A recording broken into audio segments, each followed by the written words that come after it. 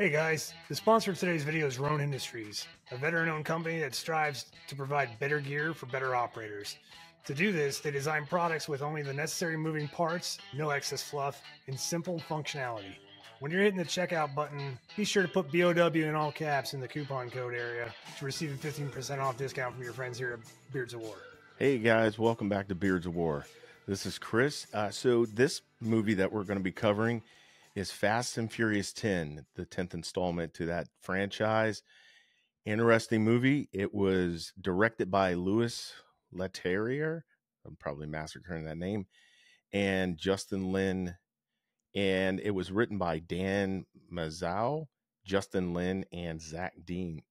Shout out, this is for Eric. Shout out to the Key Grip, Jeremiah Kent. Not sure what that guy does, but my understanding he moves stuff around on the set, all that good stuff. So yeah, 2023 movie.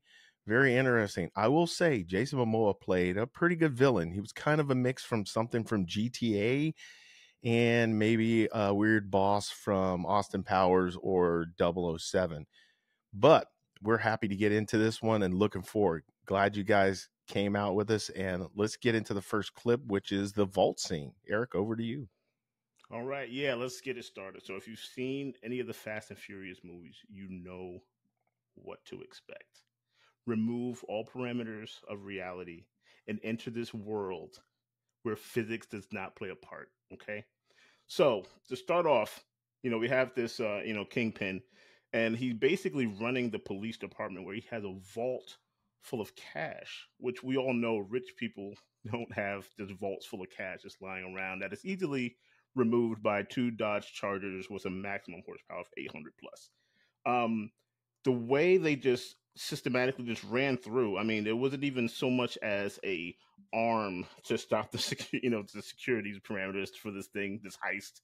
And they just hook up, this quick little firefight with the entire police force present, by the way, and just drive down the street with this vault literally in tow. And I mean outrunning the cops, not just using it as a pendulum of death, but they are outrunning the police with this thing, okay? And then Dom happens to turn it into a weapon, a mace of sorts, and it's just wiping out cars on the highway. I'm like, first of all, the stunt, whoever thought of this deserves an Oscar. I mean, just the mind to say, you know what would be great? A pendulum swinging Dodge Charger with a vault full of cash on a bridge. Let's do it. And everyone's like, yes, perfect. And you have gold, action gold, which is what you saw in that clip.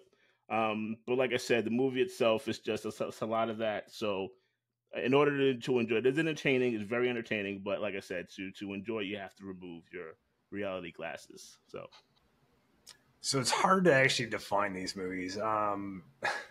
This being the 10th movie, Eric convinced me to go to the movie theater and see this back when there was absolutely nothing coming out. And he set the parameters just like he set the stage now. When I shut my brain off and stopped thinking like a tactical guy, man, this movie is just a blast. It's the best, one of the best, worst movies you're ever going to see.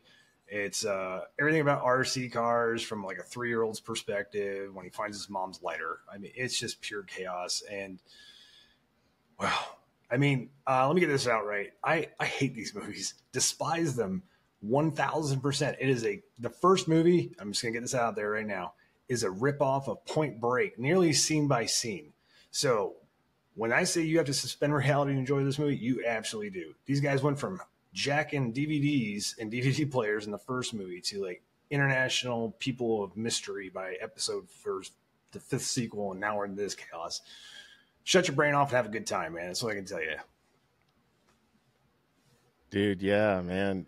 So I'm going to give it to Vin Diesel on this. One part in particular, like the guy's timing, and this is throughout the film, impeccable. Like he finds a way to swing that thing around. He times it. Some guy pops up out of the top of a SUV with a Mini, opens up on him. He moves just in time. Oddly enough, none of those rounds go through and hit Vin Diesel. They're all hitting the car. Swings that thing around and knocks Jason Momoa's SUV with the Mini in it off the other side of the bridge and into the water. So impeccable timing with that thing. And he does that a few times throughout this film. So really, really, really interesting. got to give him to him for that at least. Yeah, suspended reality is real. So yeah, I'm gonna roll into actually one of my favorite clips in the movie, which was the helicopter scene. Right, I called it helicopter because it just kind of goes with the reality suspension theme. But excuse me. So they're on the highway again, and this is a little further along, but you got Dom with one of his souped up cars. You got two helicopters flying around, and they shoot like these anchors into the side of his car. They're like, I don't know, for spearing things that you shouldn't be spearing in the ocean. Somehow he finds a way to keep that car on the ground, well, at least the front end, and he's dragging these helicopters around in the air, and they're trying to pull him up off the ground, but well, he hits the nitrous, kind of pulls those things together. They smash together, turning to flaming fireballs on the end of these metal wires.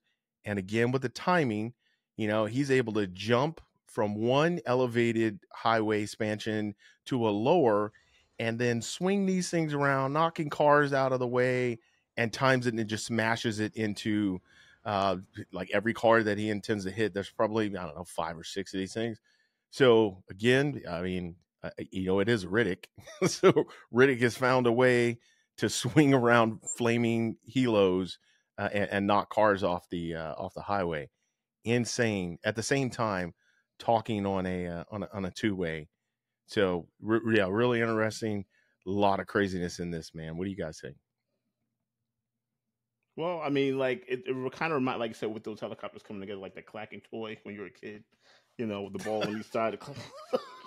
So again, someone just said, what would be a great idea? Let's just clap 2 helicopters together. Like that makes sense. Don't worry about it. Have fun. And I think that's what they did. They just had fun with the movie, and it was just like, how much, how far can we push the envelope and with this action and make it, semi, not really believable, but fun to watch. Like, okay, this is just a badass muscle car that Dom just seems, it almost has superpowers. Like it has a mind of its own. It's almost like Christine, right? Like his car has a personality. It's not, you can't just throw the guy in any car. Like that's got to be his car. But his car, she's done some amazing things, like Doctor Strange's cape. That's all I got on that one. Not gonna bring up Goodyear? Oh, dude, we haven't even touched that. But shout out to Goodyear or Firestone, Pirelli, Toyo. I don't know who is giving the tires to these movies, but not one flat, not one blowout. I was on Brooklyn Bridge like 2 weeks ago and damn near lost my lunch because I had a pothole. They got cars jumping, not one flat. But again, like they need to shout out whoever's providing their tires. Like it should be in the credits. Like Goodyear, Pirelli, like whoever's doing it, they need their clout. 100%. I'm not gonna lie, I'm having a challenging time remembering this scene because it blends in with all the other Fast and Furious movies. I could have sworn we were gonna start talking about a tank soon because all this stuff is blended together for me. It's one massive movie, dude. Yeah, I know. It's like damn near 2.5 hours, and it's only part 1. Right. So everything's extreme, man. I live my life a quarter mile at a time. There you go. Family. Yes. All right. So easily the best scene in the movie. Not a single car in it.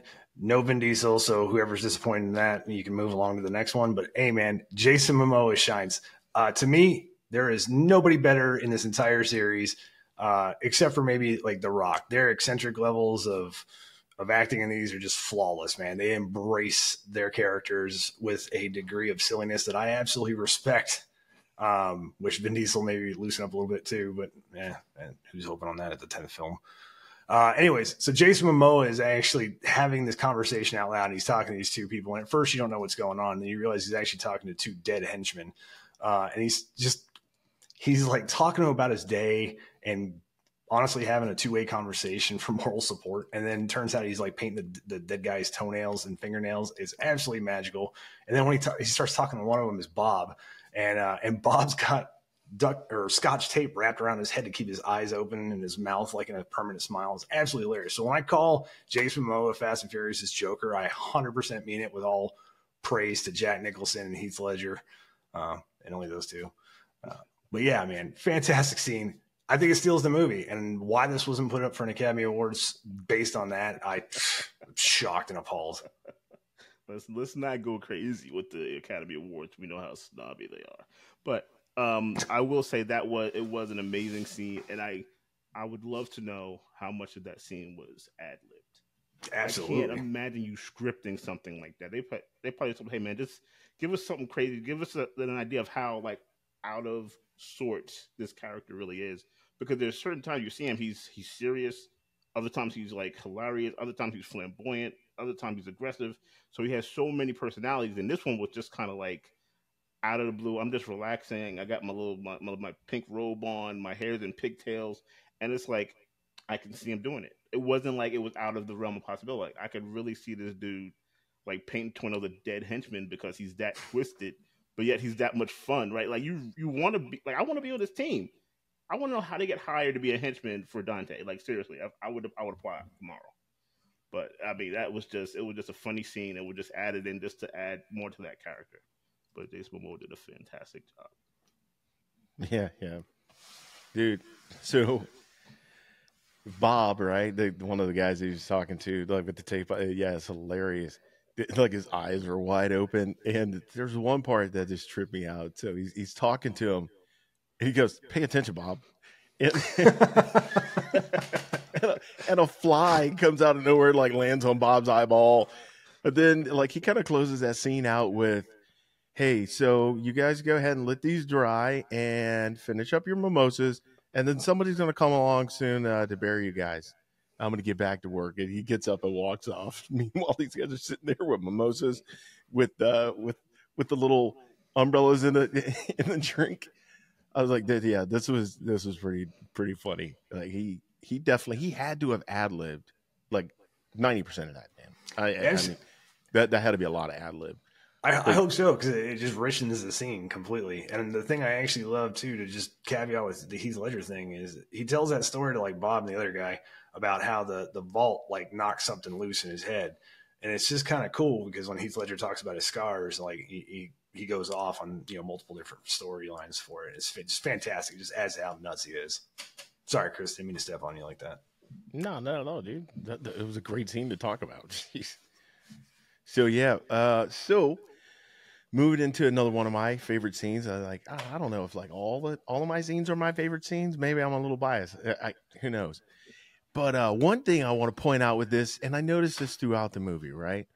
So this is the escape from the tunnel, right? With John Cena. I call them John Senile, but it's all good. So we're get some hate for that. But yeah. Hey, you guys don't hate me in the comments, man. Be nice. Like, it's jokes, right? We're having a little fun, or at least it's sailor, comedy. I don't know. But anyway, throughout the movie, right? Jason Momoa's character, he finds these perches, like every scene, like randomly, whenever he's gonna do something to somebody, blow something up, get these guys in a trap. He's on a 30-foot tower that just happens to be the only 30-foot tower around. It has a full view of the entire galaxy, and he can see every angle of everything. He's like, "Yeah, I got you." And he's talking into people's comms, all this stuff. So in this one, you got John Cena, with Dom's son, and he was, kind of charged to go get him from the house, protect them, all that good stuff. And he's driving around in what I could only relate to it being some form of, for you older guys like me out there, the TV show Mask / GoBot / a Transformer type twisted metal video game car that has these launcher tubes on the side that are, he's probably got 24 cartridges of whatever it is, some kind of HE that looks like it's in a keg. And he like pulls an e-brake or something to shoot these things out. They have it has rifling in them or something, because they go spiraling, launching off, and it's like a small suitcase size nuclear blast every time he hits something. So he's driving around in this damn near indestructible, Christine-ish car with the kid, and the kid's, you know, helping him launch stuff. They're blowing cars up all over the place, and like I think he drives halfway across a state from a rock quarry. He came out of like an Indiana Jones tunnel through some wood, and they're just driving around with, you know, this Christine wannabe car, blowing up everything with these projectiles, like in John Insane. Yeah, no pun intended. Oh God. Yeah, I know the corny jokes are gonna. I'm all, you know, dad jokes, right? But I'm like, come on, again. Not a huge fan of John Cena, but I'll give it. I'm gonna have to give it to him on this one. I mean, not too many people can drive around a transformer and it not transform until at least one scene. What do you guys think, man? Well, yeah, man. Like, you know, like every other scene, man, it's movie magic, right? Just the fact that those things stay on the car, the fact that the car is not weighted down, literally dragging the ground with the extra weight. It's just one of those things you have to say, man. You know what? The kid probably had some input in this scene. Like, you know what would be cool? A rocket car. And they were like, yeah, a rocket car with explosive kegs. Yes, do it, put it in there. And it's just like whatever you thought of, man, they just went with it. And it made it entertaining. If nothing else, you were thoroughly entertained. You didn't want to get up and go to the bathroom because it was like, okay, what's next? Like, what's the next thing gonna do? What's the next thing we're gonna see? And I just thought it was fun, man. Him with that kid, like John Cena and that kid, their interaction together was really cool. You know, being his uncle and all that. But yeah, I actually enjoyed that. Yeah. Go ahead, what are you saying? I said spoiler alert. Honestly, man, I thought this scene was good, campy fun, right? It's almost like well, I mean, if I was a kid again, I'd equate it to the Temple of the Doom, the minecart scene, right? Where Indy is running the minecarts and he's killing all the bad guys, and it's just, you shut your brain off, man. You shut your brain off. You're on the 10th movie, all right? If you have gotten to the 10th movie and you haven't shut your brain off, I don't know what to tell you. But if you're looking for accuracy in these, you're not going to get it. But to me, it looked like he was trying to drop some kind of weird land-based depth charge or something like that. I don't know, man. Like, it was all kinds of goofy. Just, you know, if we're going to go with weird questions to ask, I'd like to know what his deductible looks like. I'm pretty sure there was no safety belt signal light or noise beeping because nobody was strapped in. I'm pretty sure that kid wasn't wearing a seatbelt. Just saying. Well, he didn't have seatbelt save lives. Yeah, right. He had the general. He had to have the general. The general will ensure anything. Tire pressure light on, check engine light. I know they're not passing inspection. Those cars can't pass inspection. I don't care what state they're in. Hashtag Shaq, Fast Furious 11. That's all I got. All right, so we're moving into, like I said before, one of my favorite scenes, right? So this is, I kind of dubbed it the Storm Shadow fight scene, right? So this is Charlize Theron and Eric. I always mess her name up. What's her name? Michelle Rodriguez. Rodriguez. Thank you. You Michelle can get Charlize Theron, but not Michelle Rodriguez. Right? Yeah, I don't know. Like I practiced so hard on the harder name that I forgot the easy one. Right? So like, all right, they were both strapped to a table, being, you know, brought back to good health, I guess, to be tested on test subjects or whatever. Charlize Theron, so her being, I guess, a super tech nerd, somehow without looking at their digital panel, she's able to clickety clack on this touch screen, and from that table reverse some toxic gas that puts everybody to sleep in the like viewing room above them, and then breaks Michelle Rodriguez loose.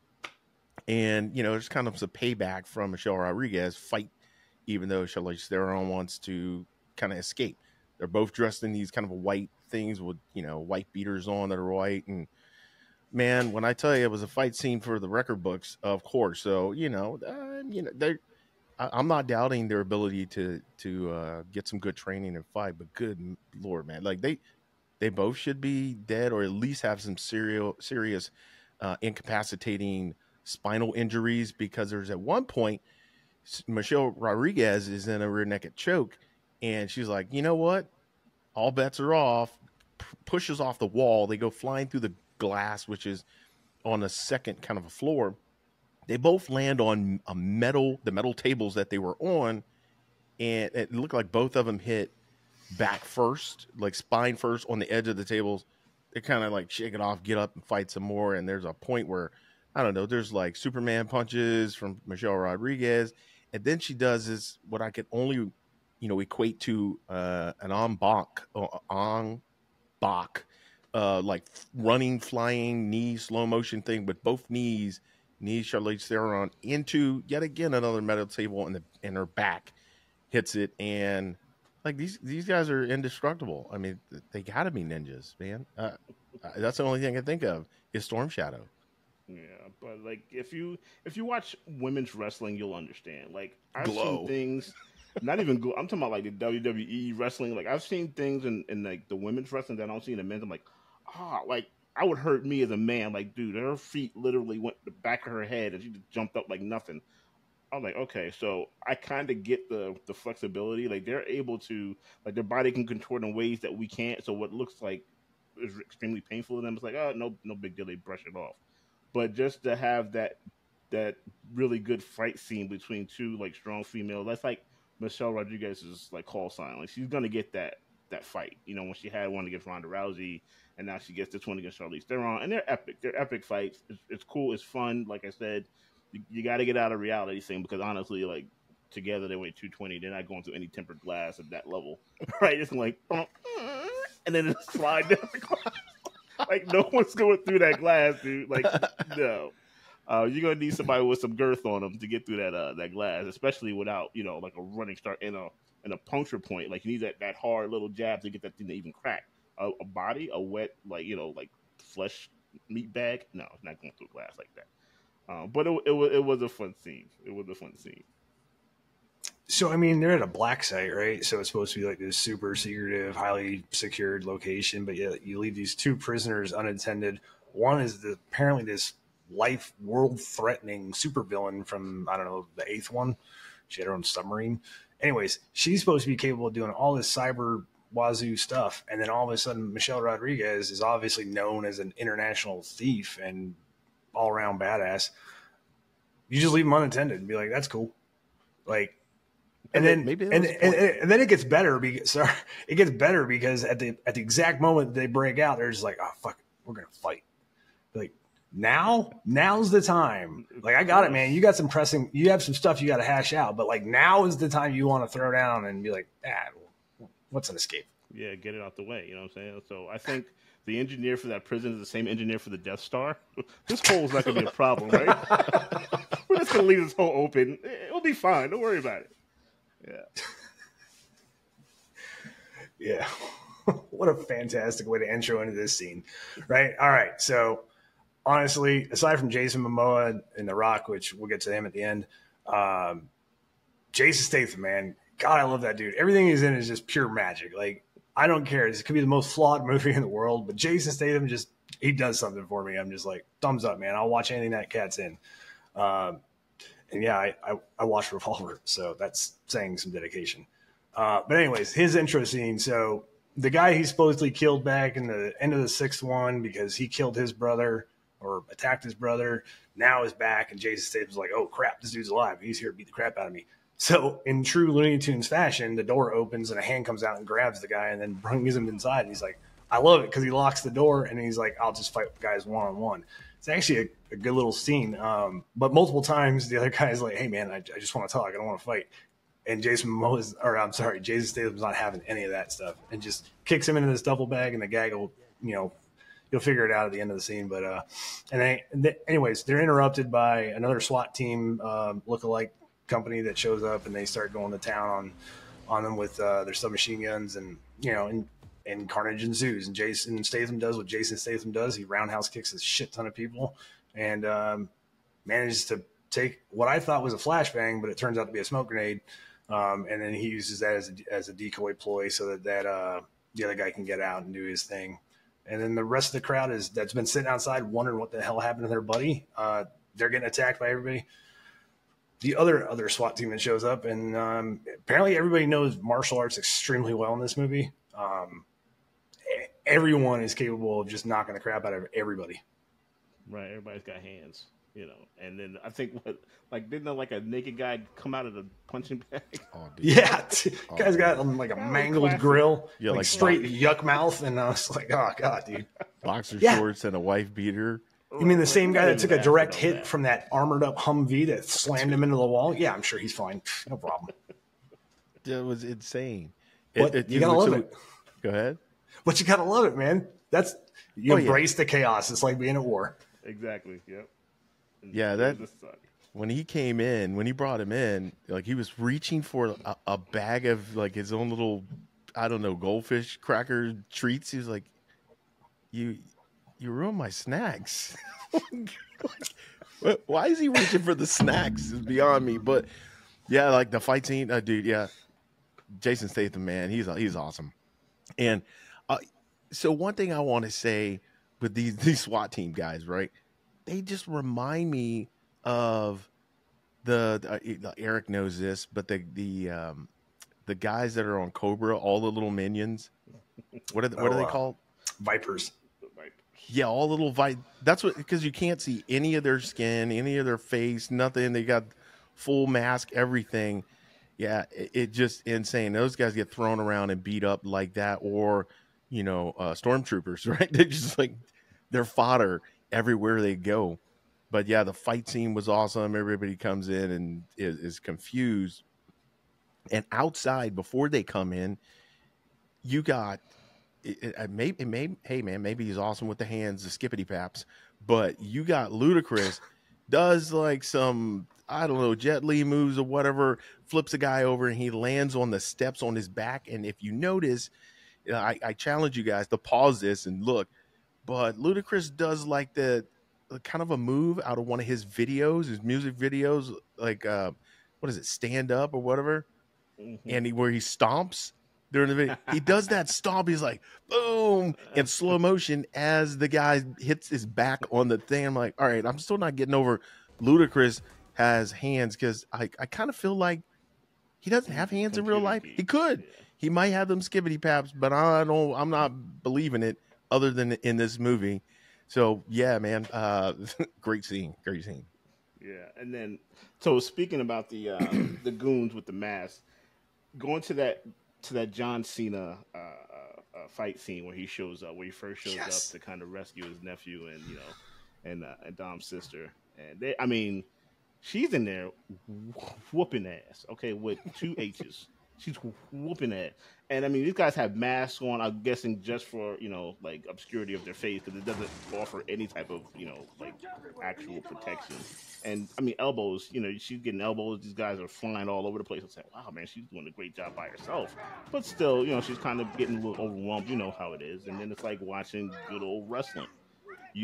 Somebody's getting beat up in the ring, and then you're waiting for that guy to come running down the aisle. And here it comes, John Cena.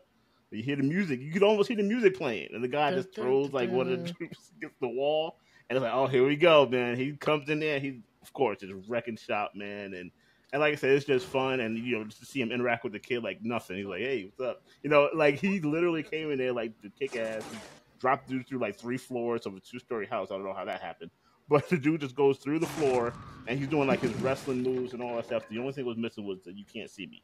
And if he would have done that, it would have just erupted the entire scene. But it was just fun to watch. It was like I said, it's like going back to those days when you used to really be into wrestling, when you kind of felt like, hey man, this is like real, right? Like, no, you just got excited. You got excited when you saw like your favorite wrestlers run down to the ring and get involved, like the cavalry's coming, that kind of thing. So that scene was like, just his, hey, I'm coming here to do my part of this, which is important because you got to get Dom's son out of there. You know what I mean? So it was just cool to see that whole thing. And then they basically leave, and like he got this big souped up like Dodge Ram pickup in the back.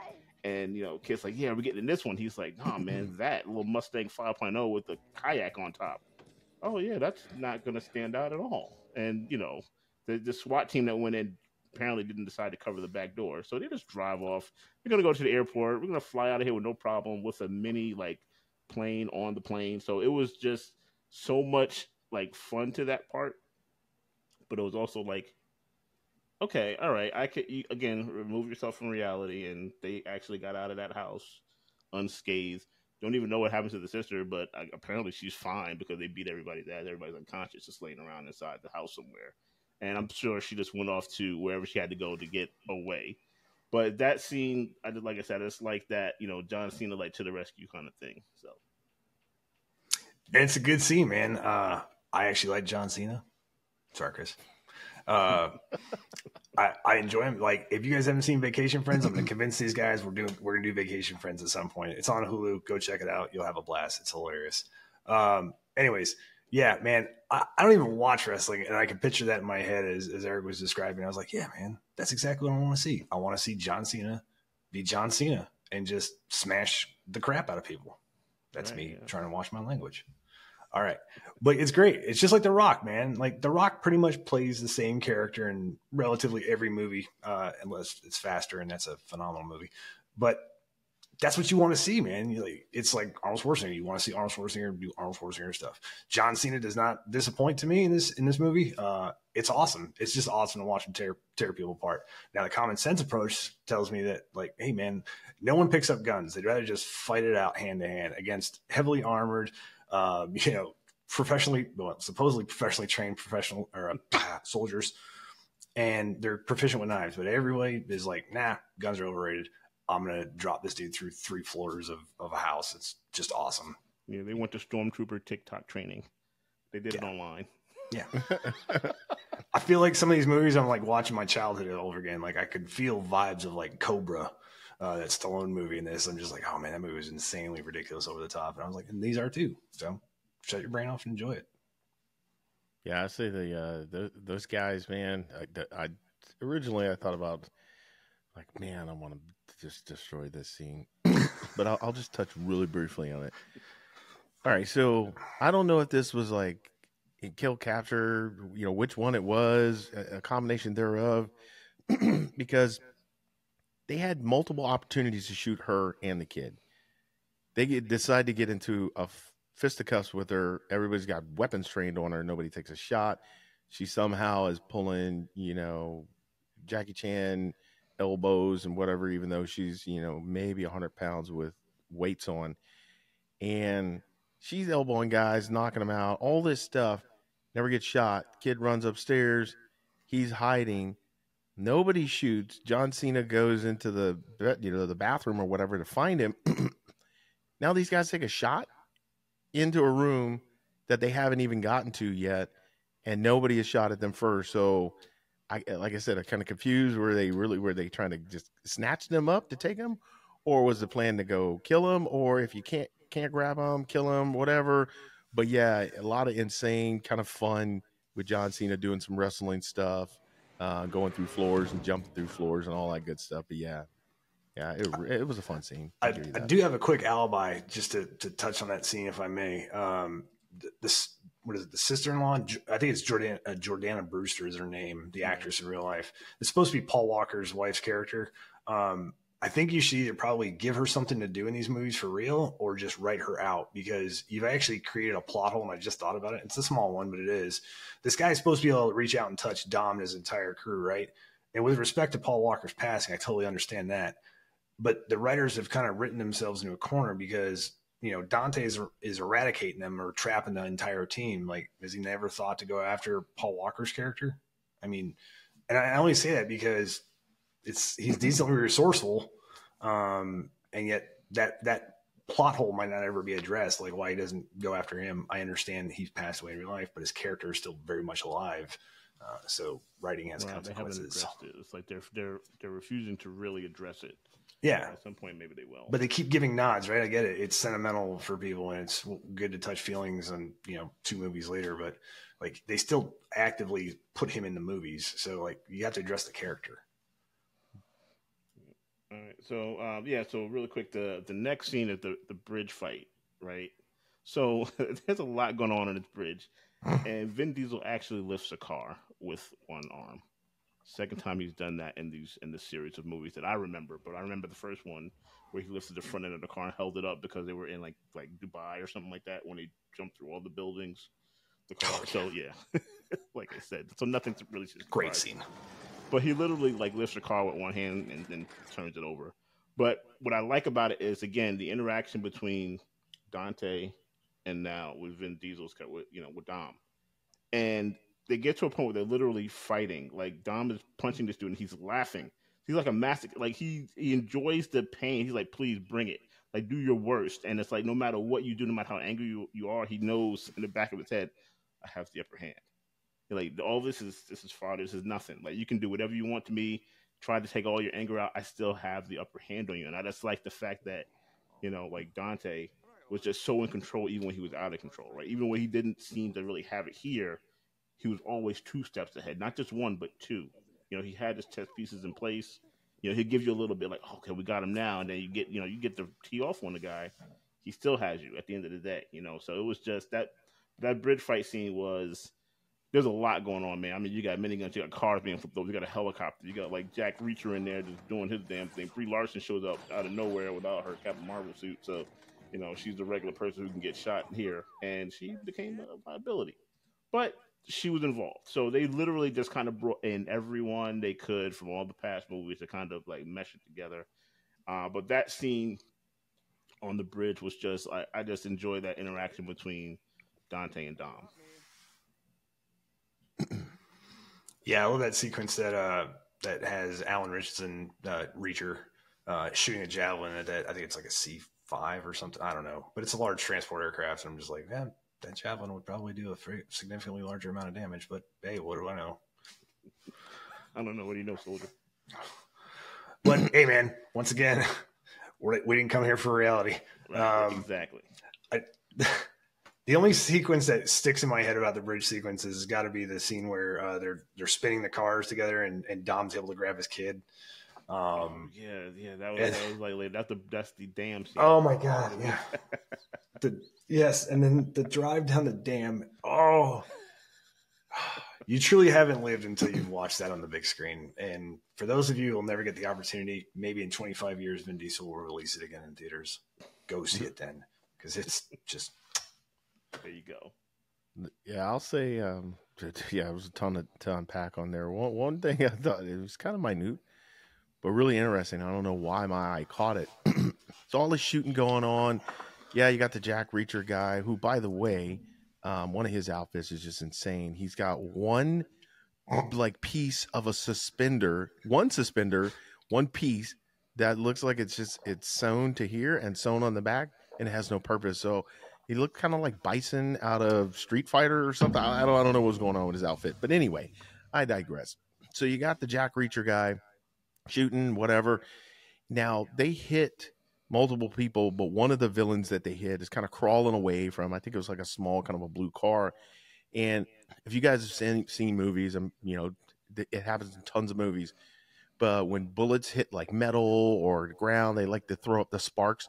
So this one, there was some shooting going on, and there was kind of like that bright white kind of a, flash hitting as if it hit metal. But oddly enough, I think it was, in the editing, the spark on this one villain, instead of it being on the car, they made the spark look like it hit the guy in the butt, and it was a spark as if he was like he was a robot. It hit him in the butt, and you see the spark like it was hitting metal. So I'm like, all right, guys. Yeah, the editing, like I don't know what was going on with it, but it just caught my eye because there's insane stuff. Not to mention when Dom first got out of the vehicle and he's walking, there was a hail of gunfire to include minis and everything else bearing down on him. He's just kind of walking. Not one round hits him. I'm like, I mean, the guys could be bad with the minis, but you got multiple long guns, probably 15, 20 long guns, a couple of minis shooting in his direction. He doesn't even get clipped. But again, it is Riddick, so maybe I don't know. Maybe that kind of translated over into the Fast and Furious franchise. Given that I don't know a whole lot about him because I've only seen number 1, so this is my first time. Fun fact, watching another one. This is the first time seeing this, and we'll see. They got at least 10 more to go. We're halfway done. Gotta be. And he actually asked no questions, so that tells you he didn't have any questions about the plot moving forward. He just jumped right into 10. So there you go, audience. Mm-hmm. Yeah, too fast and not very furious. Okay. Oh, and I also want to bring up the bomb scene. Okay, so a little earlier on in the film, there's a scene that you will not be able to, I don't know, wrap your head around. But it's basically a huge pinball game. And this bomb is just rolling through the streets of Roma. Like, everything's on a decline. There's nothing. I mean, the thing is rolling over cars, trucks, curbs. Fortunately, didn't run over any people, but Dom's in this Dodge Charger that he somehow got to Roma. And because the steering wheel's on the right side, on the left side of the vehicle, well, it's an American car. But I digress. And he's literally trying to stop this bomb with a Dodge Charger. Okay, like let that sink in. It's like some kind of nuclear bomb that's rolling out. This is like that Batman villain type thing. Like this is a Joker thing. This is something the Joker would do. Like I'm gonna send a bomb down Gotham City, and I dare you to stop it, Batman. And literally, that's what he does. So I don't know if anyone wants a Dodge Charger. I would love to know what their sales did after watching this movie, because it could only go up. Again, not one blowout. The car is all dented to hell. But those tires are pristine. Like, they even, like, armor all. It looks great. The car looks great. It's still running perfectly fine. And the scene just shows you just how crazy it is. This guy's going up and down stairs in this car, okay, at high speed. The car never bottoms out. Like, it's just completely running perfectly fine. Like, not check engine light didn't even come on. And it's a bomb going down Italy. Still no traffic. So, again, in all these Fast and Furious movies, they have not come against the greatest enemy, which is rush hour. Okay, no one's on these streets that we all know in those areas of the world. Those little cobblestone streets are like this wide, right? This one happens to be a 4-lane highway, right, for the most part. So there's a lot of room, a lot of space for this bomb to go. Even though it's still hitting cars, no one's still blocked. It's still not stopped by this. And just watching him chase this bomb through the city, and it's just, okay, where are we going with this? Like, what's gonna happen? Like, is he gonna stop them? And you're literally thinking this, like, okay, realistically, like, this thing would have stopped when they hit that first car, or the first armored car that it hit or ran over.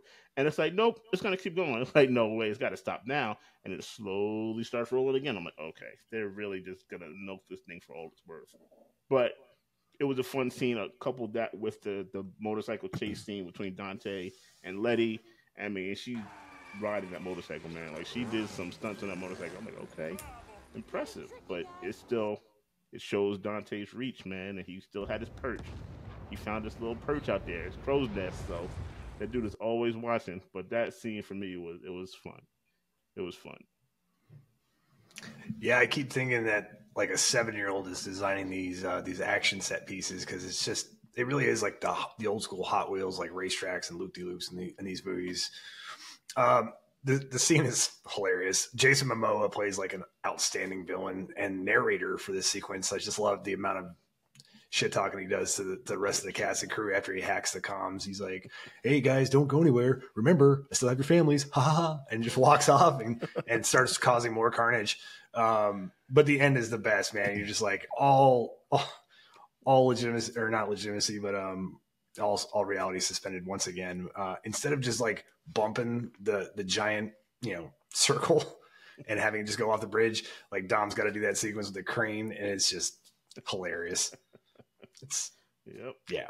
Dude, that was insane. Like, he launched his car off a ramp that just happened to be made there on the side of the bridge into the crane, and timed it again with that impeccable timing, and it swings around the heavier weighted side where they usually have like this big cement kind of a block, and it hits it just like ping pong, or not even ping pong, like a pinball. And I thought of that bomb as essentially like a flaming meatball. I'm like, well, it's Italy. You got a hot and spicy meatball rolling through Rome, and he hits this thing, flies through, and then somehow oddly goes flying off. Yeah, I don't know, 500-600 feet, and hits a wall, driver's side, lands backwards. Car still run flats or run forevers, I don't know, and goes backwards. Jay turns, outruns the cops, and key point, he outruns the bomb blast radius from this by like inches, where everybody else is. When they hit the cops that are right behind him, it blew them away almost as if like they'd been hit by a mini nuke. Yeah, it was insane, but it was definitely something. Hot Wheels, or I don't know, Tonka Town, you name it, man. It and insane. Not a single deployed airbag. Oh no. You got to take those out, man. They can't have airbags. You kidding me? Nobody outranks safety. Remember that, kids. No one. Safety first. All right, and that leaves us to the end. And when I say the end, I mean the end where the credits start rolling and you don't want to read all that stuff and you're just waiting for the bonus scene. So here it is. So they, another SWAT team look-alike basically makes entry into a room, and this crazy like 3D imaging comes up and starts talking. I'm sorry, it's the cell phone. He starts talking on the cell phone, and obviously it's Dante teasing the character, whoever it is that's underneath the helmet and the baklava there. He's like, "Hey, I'm coming for you too." Blah blah blah. Makes his his master villain threats and all that stuff. Like ha ha ha. Anyways, takes off the helmet and the baklava, and surprise, surprise, it's Hobbs. No one saw that coming, but glad he's back, man, because The Rock definitely brings a sense of charisma to the movie, and I'm really excited to see what he does the next one, because I honestly thought Fast and Furious 5 was going to go downhill, and then when he popped up, it became a whole new ball game, man. So once again, really enjoy the character, and yeah, just excited to see where it kind of goes. I mean, especially his interaction with Jason Statham, because Hobbs and Shaw was actually pretty good flick. So.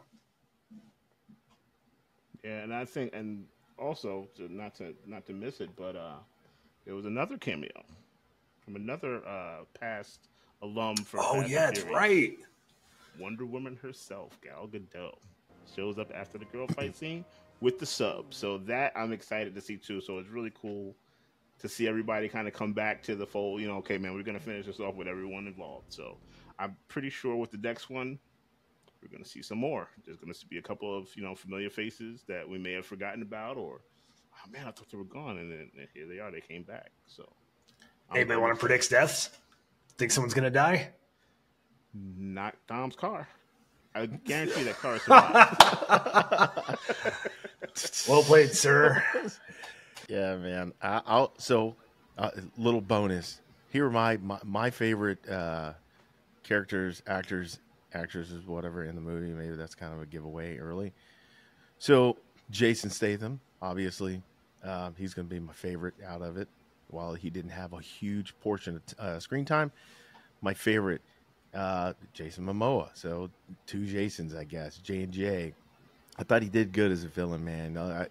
Really, really good. Crazy mix there. And probably one of the best actresses in there. Yeah, Gal Gadot. I'm going to go give it to her for being one of the best in there, even though it was a split second. She came up out of nowhere in a sub. And yeah, like I said, I haven't seen any of them except the very first one, but I'm watching this one. I gathered they stole a sub.